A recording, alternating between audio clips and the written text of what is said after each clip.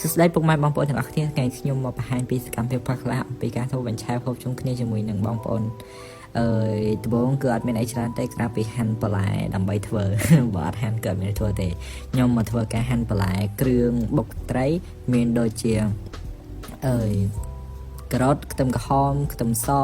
និងម្ទេសសម្រាប់ធ្វើទឹកត្រីបុកណាគ្នាចំពោះការលេងម្សៅវិញមានម្សៅអង្ករពងទាខ្ទិះដូងស្ករសអំបិលរ៉ូឌីម្សៅស្រួយទឹកនិងម្សៅល្មៀតប៉ុន្តែនៅក្នុងវីដេអូនេះខ្ញុំកោខុសអ្នកនរគ្នាបើសិនជាអ្នកគ្នាធ្វើកុំតើណាកោដូចខ្ញុំអីយើងដាក់ឲ្យគ្រប់គ្រឿងសិនមកចាំយើងកោដូចខ្ញុំនេះគឺវាកកលំដុំព្រោះឯងខ្ញុំអត់ដែរធ្វើទៅឲ្យខ្ញុំចេះកោទៅបើតាមធ្វើហ្នឹងគឺខុសឲ្យអ្នកគ្នានិយាយទៅអ្នកដែលគាត់ចង់ធ្វើបញ្ឆេវហូបនៅផ្ទះខ្លួនឯងអញ្ចឹងធ្វើខ្លួនឯងអីចឹងណាមិនធ្វើតាមវីដេអូខ្ញុំទេអ្នកគ្នាខ្ញុំធ្វើខុសទេប៉ុន្តែយើងអាចចាក់បានដូចគ្នា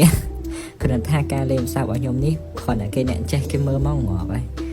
គ្មានដឹងខ្យល់អីទេលេងចេញមកខុសហ្មងតើមកយើងចាក់ទឹកហើយយើងកូរ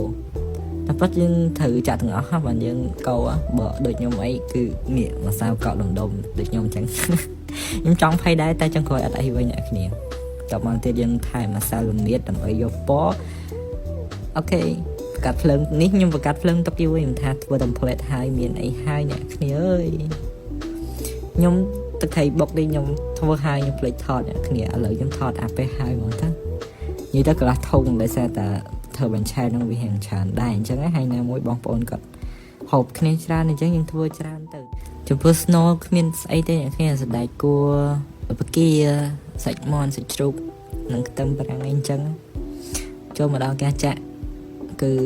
ចាក់ដបងអី fail ដែរណាគ្នាប៉ុន្តែក្រោយមកទៅក៏ចាក់យើងចេះចាក់អញ្ចឹងទៅចាក់រៀងក្រាន់មើលជាមុនបន្តិចណាតែអាចទទួលយកបានអ្នកគ្នាបន្ទាប់ពីចាក់ខូចអស់ចង់ច្រើនគួរសមដែរចំពោះបន្លែវិញគឺស្រស់ខ្លាំងមែនទែនស្រួយឆ្ងាញ់មានដូចជាស្លឹកងៀងជីបន្ទាកូនស្បៃតសក់នេះបញ្ឆេវយើងចាក់ហើយបានខ្លះហើយនិយាយទៅគួរសមដែរអ្នកគ្នាអាចទទួលយកបានវាមិនអន់អីណាស់ទេយើងអាចមកទៅធ្វើយកបានយើងធ្វើហូបខ្លួនឯងខ្ញុំក៏បានធ្វើការយកមកហូបគឺរសជាតិគឺឆ្ងាញ់ជាប់ចិត្តខ្លាំងមែនតើជាពិសេសគឺទឹកត្រីបុកអែមខ្លាំងមែនតើគួបផ្សំជាមួយនឹងបន្លែនិយាយទៅធ្វើលើកទី1មែនប៉ុន្តែញាក់អីចឹងណាអ្នកគ្នាមើលគាត់ចាក់ទៅដងអត់នេះមែនគាត់ជំនាញហ្មងណាគាត់ចាក់តែពី3ដងក្រោយមកគឺចាក់direct ស្អាតដូចគេអ្នកលក់ស្ទាត់ជំនាញហ្មងណាដូចគេចាក់ស្ទាត់ជំនាញហ្មងនិយាយទៅតើសារគាត់ដែរអ្នកគ្នាគាត់បានជួយចែកអញ្ចឹងណាបើឲ្យខ្ញុំចែកខ្ញុំថាជាតើរួចទេតបមកយើងធ្វើការដាក់ snow ដាក់អីហើយយើងបត់អែមនេះបើលក់វិញអាចនឹងបានមកប្រទេស 5000 អត់អ្នកគ្នាចាំជួយ comment ប្រាប់ផងណាវីដេអូខ្ញុំមានតែប៉ុណ្្នឹងទេអ្នកគ្នាអរគុណសម្រាប់ការតាមដានជួបគ្នានៅវីដេអូក្រោយបាយបាយ